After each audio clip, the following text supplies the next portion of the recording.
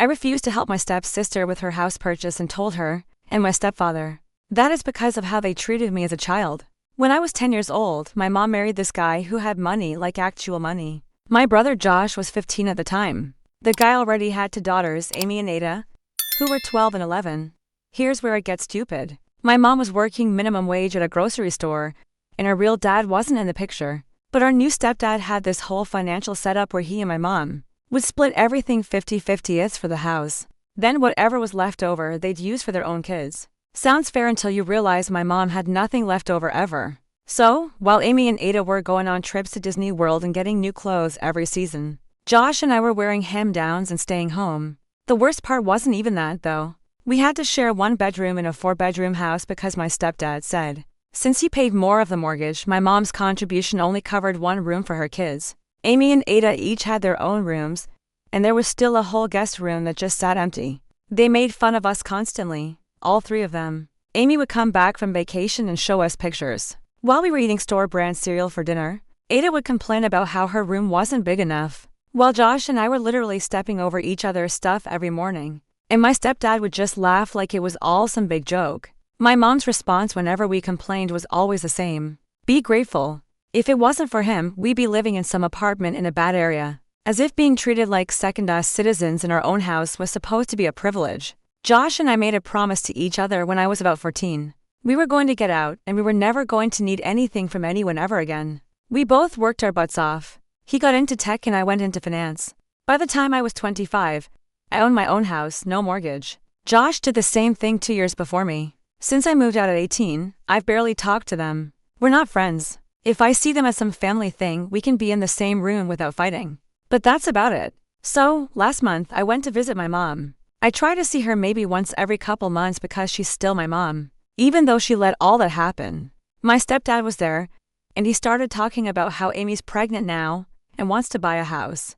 He said she found this place for $500,000, but needs $150,000 for the deposit. Then he just casually asked if I could help out with it like it was nothing. I literally thought he was joking at first, but he kept talking. He said Amy had $25,000 saved up. Her mom gave her $25,000, he was putting in $50,000, but they were still $50,000 short, and he wanted to know if Josh and I could cover it. He even said he'd pay us back eventually as part of the inheritance. I said no, just flat out no. He didn't like that. He started going on about how Josh and I both own our houses free and clear, and make good money. So we should be able to help. I told him whether I can, or not doesn't matter. The answer is no. That's when he brought up how Josh and I each gave our cousin $10. Zero as a gift when she bought her house last year. He said Amy is my sister, and he's even offering to pay us back. So what's the problem? I told him that was our choice then, and this is our choice now. He got this tone like he was trying to guilt trip me. Said we should be willing to help family when we're able to. That's when I looked at him and said, like how you helped me and Josh when we were kids. The whole room just went dead silent. My mom stared at her lap. Amy was looking at her phone, suddenly very interested in something. My stepdad's face went red. After like a full minute, he said if he could go back, he'd do things differently. He'd treat all four of us equally. I said, that's nice, but it doesn't mean you get my money now. He said he knows he's not entitled to it. That's why he's asking and promising to pay it back. I said he's not entitled to a loan either. The answer is still no. I left right after that. The drive home felt heavier than usual. I didn't turn the radio on. I just replayed the scene in my head over and over, the silence, my stepdad's red face, my mom staring at the floor like she always used to when things got uncomfortable. Part of me felt relieved for finally saying out loud what Josh and I had carried for years. Another part of me felt sick, not because I thought I was wrong, but because I knew exactly what would happen next. Sure enough, 2 days later my mom called. She didn't start with how are you or anything normal. She went straight into it. She said I didn't have to be so harsh, that my stepdad really was trying now, that people change. I let her talk without interrupting, something I learned to do a long time ago. When she finally paused, I asked her one simple question. Where was that energy when Josh and I were kids? She didn't answer. She said she did the best she could. I told her the best she could still meant choosing comfort over protecting her own children. That shut her down. She started crying, and I ended the call before it turned into the usual guilt spiral. Josh called me that night. He had already heard everything. Apparently my stepdad went straight to him after I left, thinking he might have better luck. Josh didn't even let him finish the pitch. He told him no and said he wasn't interested in revisiting the past or pretending it didn't matter. Josh sounded calm, but I could hear the edge underneath. We talked for a long time, longer than we usually do, about the bedroom we shared, the jokes they made, the way we learned early on that asking for anything just made things worse. Josh reminded me of something I'd almost forgotten. The night our stepdad told us we should be thankful we had a roof at all when Josh asked if we could each have a desk to do homework. That memory hit harder than I expected. A week later, Amy messaged me directly. No greeting, just a long paragraph about how hurt she was. How she always thought of me as her sister even if we weren't close. She said she didn't choose how things were when we were kids, and that she was being punished for something she didn't do. I read it twice before responding. I told her I wasn't punishing her. I was simply not rescuing her. I told her she had two parents helping her, a partner, and options. Josh and I had none of that growing up, and we still figured it out. I said I hoped she got the house, genuinely. But it wouldn't be because of my money. She left me on read. What surprised me most was how angry my stepdad got after that. He sent me a message saying I was being bitter, that I was holding onto childhood grudges instead of moving forward. That word bitter lit something in me. I typed out a response and deleted it 3 times before finally sending one sentence. Calling it bitterness doesn't erase what you benefited from. He never replied. The fallout didn't stop there. Extended family started chiming in, mostly through vague comments and secondhand messages. An aunt told me my mom was devastated. A cousin said I was lucky and should show grace. No one asked what it was like growing up in that house. No one asked why Josh and I left at the first chance and never looked back. They only saw the money now, not the cost it took to get there. What none of them understood was that this wasn't about a house deposit. It was about boundaries. For the first time in my life, I wasn't shrinking myself to keep the peace. I wasn't pretending everything was fine just because time had passed. Money didn't heal anything. It just exposed what was already broken. A month later, my mom came to see me alone. No stepdad, no Amy. She looked smaller, somehow older. We sat at my kitchen table, the one I bought myself, in the house I paid for with no help. She told me she felt like she failed us. I didn't argue with her. I told her I loved her, but love doesn't mean rewriting history. I told her Josh and I succeeded because we learned early that no one was coming to save us. That lesson stayed with us every single day. She nodded and cried quietly. It wasn't an apology, but it was closer than I'd ever gotten after that. Things settled into a new normal. Fewer calls, less tension. Amy ended up buying a smaller place farther out of the city. I heard about it through my mom. Apparently, it was tight but manageable. I didn't feel any satisfaction hearing that. Just neutrality. Her life was hers. Mine was mine. Sometimes I think about that empty guest room from when we were kids. House space was there, resources were there, but generosity wasn't. Josh and I joke now that the room was a perfect metaphor for our childhood, plenty of room for fairness, but no intention of ever using it. I don't regret saying no. Not even a little. Because saying yes would have meant telling my younger self that what happened didn't matter. That the years of being less than were something I should just get over. And I won't do that. I worked too hard to build a life where my worth isn't conditional. Family isn't about blood or titles or who shares a last name. It's about who shows up when it counts. Josh showed up. I showed up for myself. And that's enough. Story to my cheating wife planned to go on a cruise with her friend. But when I decided to check her suitcase, I found new lingerie and several packs of condoms. I called her friend's husband and said, "Buddy, we have bad news. Get ready. We're going to catch our wives red-handed." Chapter 1, The Suitcase of Secrets. I wasn't suspicious at first.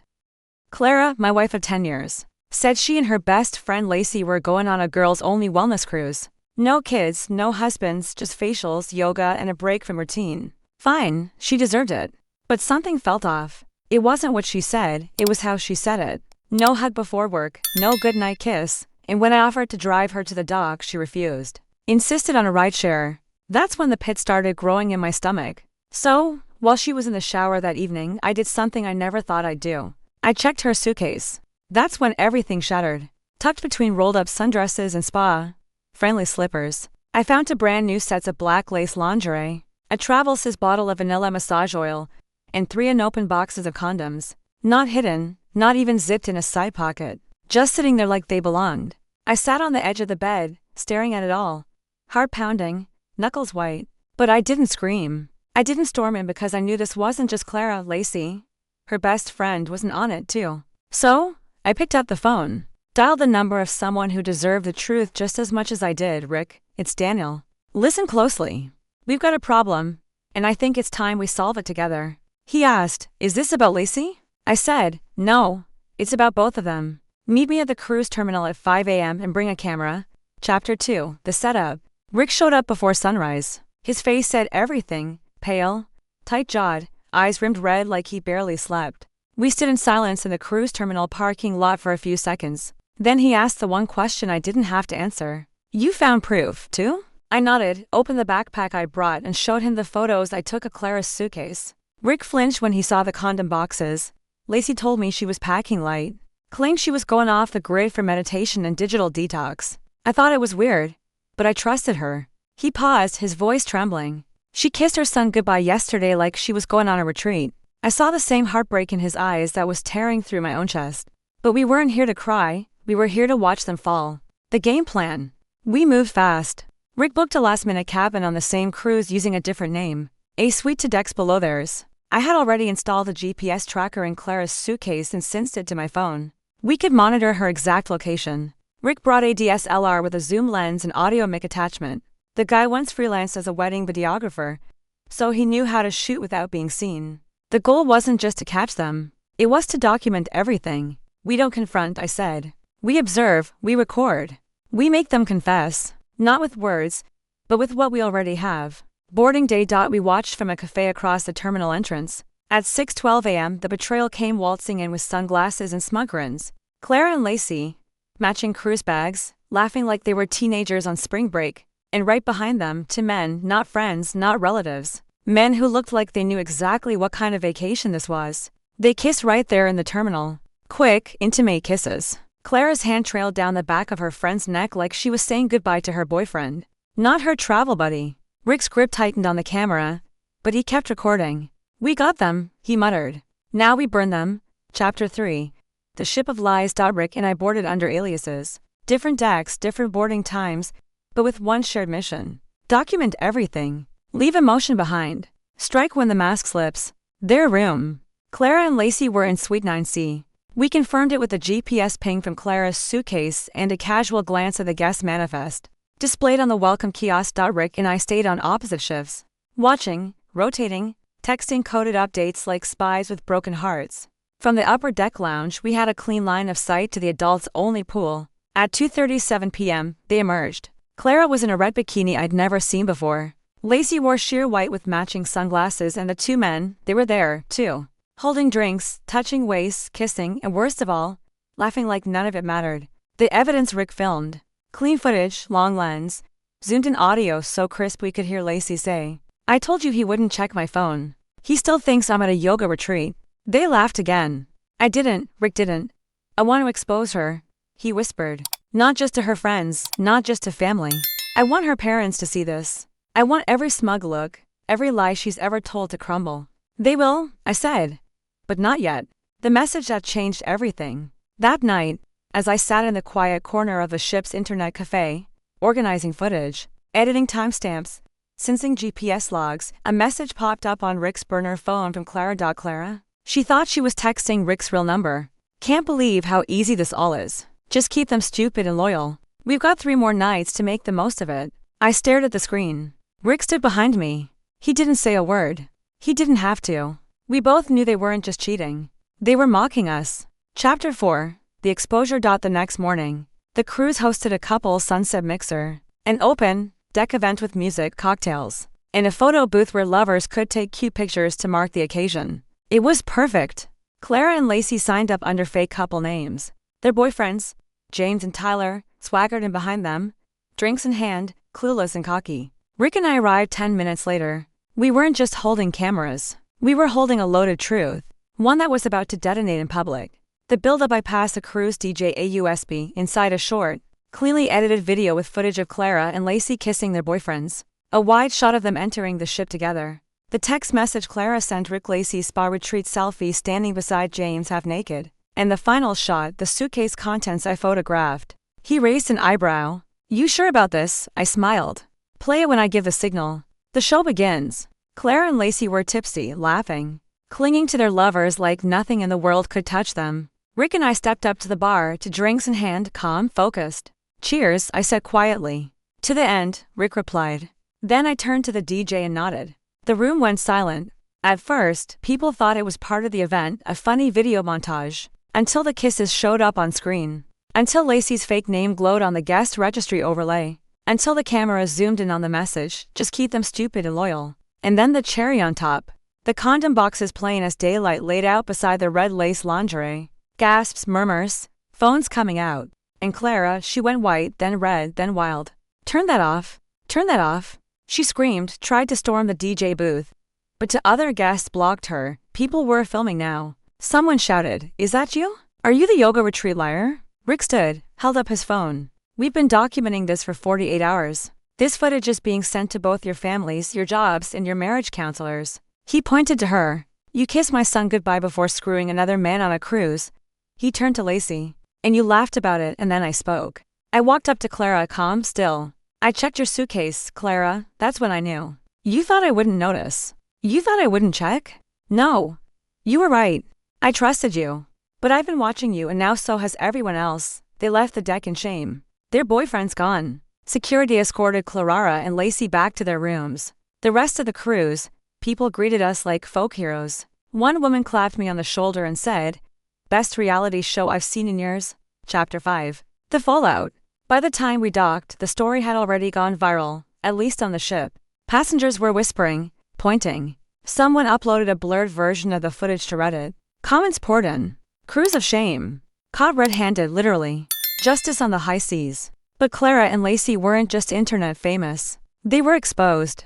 Their return home, Clara's parents, devout, private, and deeply respected in their small community, called me before she even reached her front door. "Is it true?" her father asked, voice hollow. "Yes, sir," I replied. "Everything." They went silent. Then her mother added, "We always thought something was off the past year. We're sorry, Daniel, I didn't want their apology. I just wanted them to know." Lacey faced worse. Rick made good on his word. He sent the footage to her employer, a boutique PR firm with a strict image clause. He served her divorce papers the day she stepped off the ship, and he filed for full custody of their 6-year-old daughter. When her lawyer tried to negotiate, Rick simply said, "We can go to court, or I can play the yoga retreat video for the judge." She signed everything, and us, Rick and I, didn't celebrate. We didn't toast. We didn't gloat. We just sat in a quiet diner on the edge of town 2 weeks later, nursing coffee, talking like old friends who had survived a war. "You know what I hate most?" Rick asked. "What?" "They didn't just betray us. They mocked us for trusting them." I nodded. "But in the end, they destroyed their own lives. All we did was press play." Chapter 6. The lesson. 6 months have passed. I live in a different place now. Smaller, simpler. No framed wedding photos, no matching towels, just clean air, quiet mornings. And one toothbrush in the holder, mine. I don't think about Clara every day. But when I do, it's not with pain. It's with clarity. Because now I see what I couldn't back then. She wasn't hiding from me. She was hiding who she really was. And eventually, the truth wanted out. What I learned.